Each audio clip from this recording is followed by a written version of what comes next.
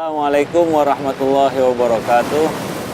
Kaum muslimin yang berbahagia, salah satu di antara doa-doa yang dibaca oleh Nabi Sallallahu Alaihi Wasallam pada pagi hari, yang mana doa ini Nabi membacanya setelah sholat fajar. Nabi berkata, Allahumma inni as'aluka ilman nafi'an wa rizqan thayyiban wa amalan mutaqabbala. Doa ini sering dibaca oleh Nabi Sallallahu Alaihi Wasallam sesudah sholat fajar, yang mana Nabi Sallallahu Alaihi Wasallam mengarahkan kita kepada 3 perkara yang patut untuk diminta dan membuka hari dengan memohon 3 perkara ini. Yang pertama adalah memohon kepada Allah Subhanahu wa taala agar diberi ilmu yang bermanfaat. Allahumma inni as'aluka ilman nafi'. Ya Allah, berilah kepadaku ilmu yang bermanfaat. Membuka hari dengan ilmu, memupuk semangat untuk menuntut ilmu. Tiada hari tanpa ilmu. Ini merupakan moto seorang muslim, moto hidup seorang mukmin. Karena segala sesuatunya harus dengan ilmu. Al-Imam Syafi'i rahimahullah mengatakan, man arada dunya fa alaihi bil ilm wa man arada al-akhirah fa alaihi bil ilm wa man aradahuma fa alaihi bil ilm. Barang siapa yang menghendaki dunia, maka dia harus berilmu. Apapun pekerjaan yang kita lakukan, kalau kita tidak memiliki ilmunya, maka kita akan gagal. Demikian pula barang siapa yang menghendaki akhirat, dia juga harus berilmu. Mengetahui dan mengilmui bagaimana kita beribadah kepada Allah Subhanahu wa taala, sehingga ibadah kita itu adalah ibadah yang diterima di sisinya, karena dikerjakan dan diamalkan sesuai dengan perintah nabinya. Dan barang siapa yang menghendaki keduanya, kata Al-Imam Syafi'i, yaitu dunia wal akhirah, kebaikan dunia dan akhirat, maka dia juga harus berilmu. Jadi ilmu merupakan dasar dari semua pekerjaan, semua perkara yang kita lakukan. Tanpa ilmu kita akan gagal melaksanakannya dan gagal di dalam meraih dan mencapai. Kaum muslimin yang berbahagia, menuntut ilmu adalah sebuah kewajiban. Menuntut ilmu adalah sebuah keharusan. Menuntut ilmu adalah sebuah tuntutan. Dan menuntut ilmu itu adalah sebuah kebutuhan, keperluan hajat hidup seorang insan. Al-Imam Al-Bukhari bahkan mengatakan, al-ilmu qabla al-qawli wal amal. Berilmu sebelum berkata dan berbuat. Kalau kita ingin mengerjakan sebuah ibadah misalnya berwudu untuk mengerjakan sholat, maka berwudu ini juga harus kita kerjakan dengan ilmu, yaitu wudu yang sesuai dengan sunnah Nabi kita Muhammad Sallallahu Alaihi Wasallam. Demikian pula salat yang akan kita kerjakan harus diilmui.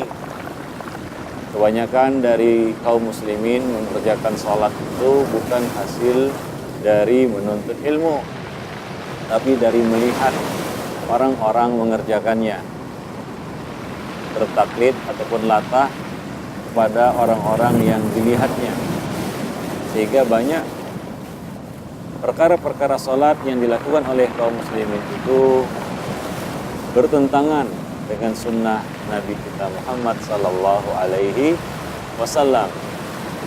tidak sesuai dengan tuntunan sunnah Nabi Sallallahu Alaihi Wasallam.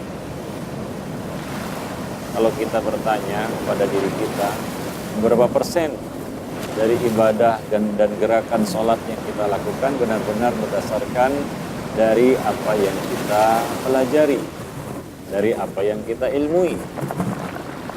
Maka dari itu, kalau kita menyadari hal ini, maka kita wajib untuk menuntut ilmu. Dan menuntut ilmu itu salah satunya adalah dengan bertanya. Fas'alu ahla dzikri in kuntum la ta'lamun. Bertanyalah kamu kepada ahli ilmu jika kamu tidak mengetahui. Salah satu cara menuntut ilmu adalah dengan bertanya. Itu yang pertama. Yang kedua, Nabi Shallallahu Alaihi Wasallam memohon kepada Allah rizqan thayyiban,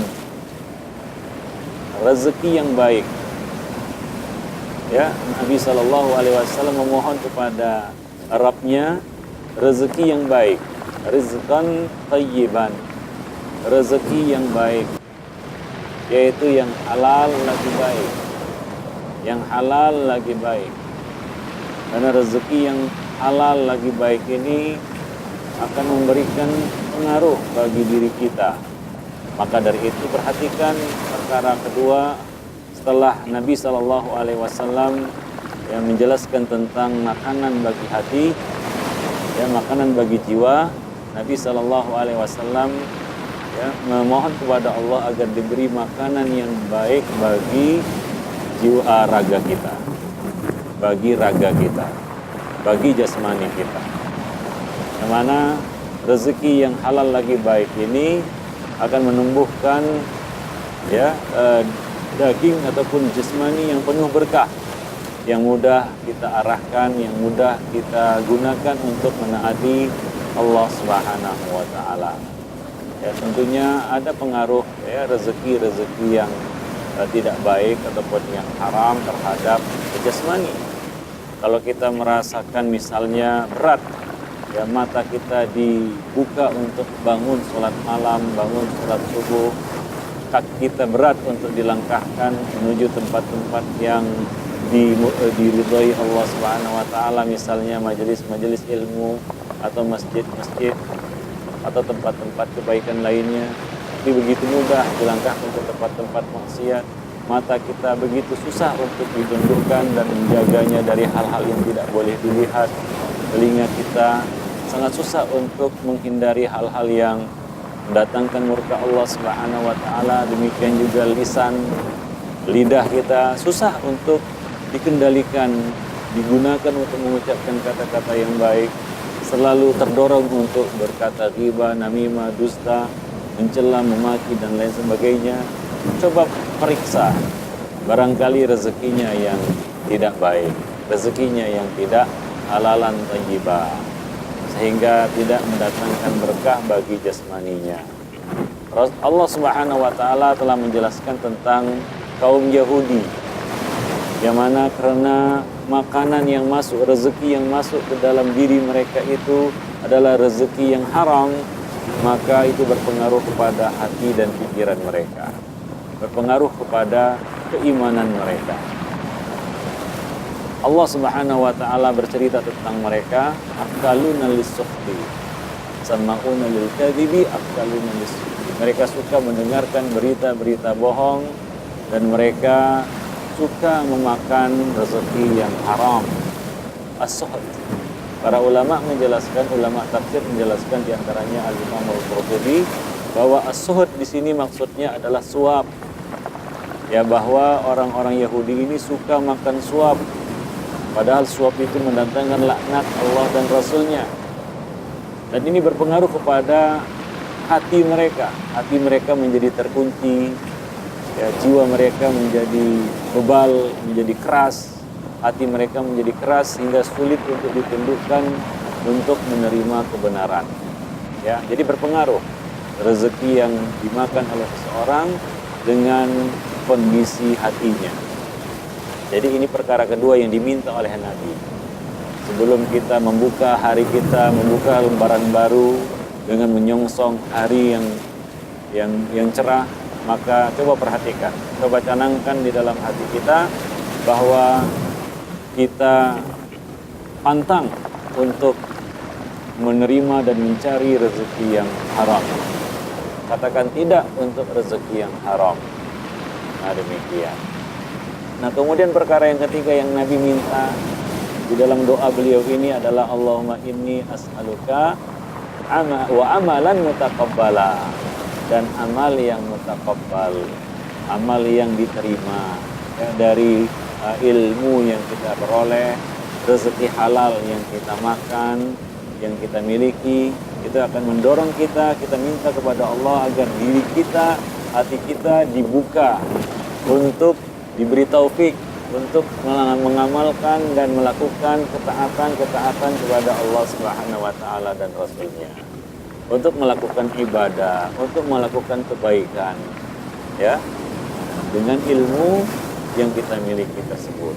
Ya, kita minta kepada Allah, Allahumma inni as'aluka ilman nafi'an wa rizqan thayyiban wa amalan mutaqabbala, amal yang diterima di sisi Allah Subhanahu wa ta'ala, amal yang diterima di sisi Allah Subhanahu wa ta'ala. Banyak manusia yang punya ilmu tapi tidak dibuka hatinya oleh Allah untuk melaksanakan kebaikan, untuk mengamalkan ilmunya. Ya, maka kita mohon kepada Allah, kita menjadi hamba yang berilmu dan beramal, mengamalkan ilmu yang kita telah peroleh. Ali bin Abi Thalib mengatakan, hatta fal ilmu bil amal, ilmu itu menghubungi amal. Wa in ajabahu, jika ilmu menjawabnya, mengangkatnya, kalau tidak maka wa illar tahal, ilmu itu akan pergi. Ya, salah satu cara kita menjaga ilmu adalah dengan mengamalkannya. Jadi kita mohon kepada Allah supaya dibuka hati kita, diberi taufik untuk dapat beramal. Dengan amal yang mutaqabbala, amal yang diterima di sisi Allah Subhanahu wa taala. Amal apa itu? Yaitu amal yang ikhlas dan amal yang sesuai dengan sunnah Nabi kita Muhammad sallallahu alaihi wasallam. Sebelum kita beramal, coba periksa dua perkara ini, coba periksa hati kita, untuk apa kita beramal, apa motivasi kita beramal, apa yang mendorong kita beramal. Bersihkan ini. Kalau belum bersih, ya kalau belum ya ikhlas, maka kembalilah ke jalur ikhlas. Jangan meninggalkan amal karena takut tidak ikhlas. Itu adalah satu sikap yang keliru. Perbaiki hati, perbaiki niat kita, ya, luruskan niat kita. Ya, kembalilah ke jalur ikhlas. Jangan kita meninggalkan amal karena kita takut tidak ikhlas. Bahkan meninggalkan amal karena takut riya, itu adalah riya. Karena takut tidak ikhlas, itu adalah riya. Nah, demikian. Yang kedua adalah coba perhatikan, amal yang kita kerjakan itu apakah amal yang berdasarkan ilmu, sesuai dengan petunjuk sunnah Nabi kita Muhammad sallallahu alaihi wasallam. Jadi jangan asal-asal beramal, tapi perhatikan ya kesesuaian amal kita itu, ya kesesuaian amal kita itu dengan sunnah Nabi kita Muhammad sallallahu alaihi wasallam. Demikian indah doa yang dibaca oleh Nabi sallallahu alaihi wasallam setiap pagi sebelum beliau membuka hari. Ya, Allahumma inni as'aluka ilman nafi'an wa rizqan thayyiban wa amalan mutaqabbala. Maka hendaknya kita dapat meneladani dan menyontoh Nabi sallallahu alaihi wasallam, membaca doa ini di kala pagi hari setelah selesai kita mengerjakan sholat subuh.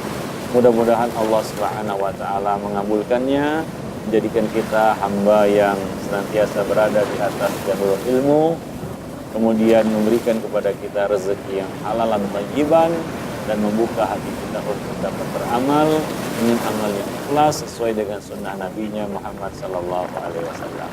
Demikianlah pesan yang dapat kita sampaikan. Mudah-mudahan bermanfaat. Wabillahi taufiq wal hidayah. Assalamualaikum warahmatullahi wabarakatuh.